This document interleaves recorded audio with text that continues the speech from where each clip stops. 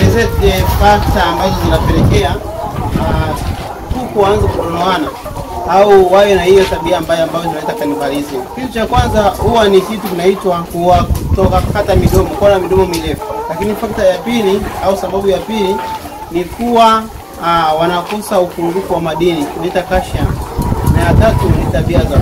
Sasa watu wengi wanakuwa na mashida nyingi na changamoto nyingi katika shamba zao, mpaka kuku wanapelekea kuuana, yani kuku wanakuuana mpaka kufikiana utumbo, kupelekea kuku mwenzao mpaka kifo. Ni vitu ambavyo tunatakiwa vizingatie. Kwanza, hakikisha kuku wako wana madini, hawana ukosefu madini. Pili, avoid hiyo tabia ya kudonoana. Kaivodije? Moja ni kukata midomo wakiwa bado machua.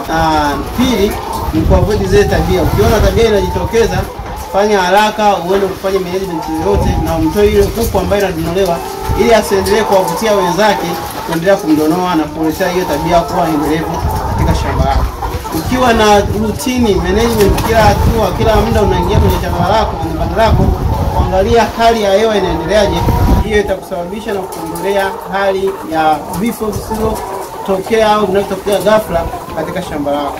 Muhimu, wape mahitaji yao, wape kila kitu kinachohitajika, chakula kwa muda na vitu watapata. Hiyo tabia itaacha katika shamba lako au haitotokea. Asante.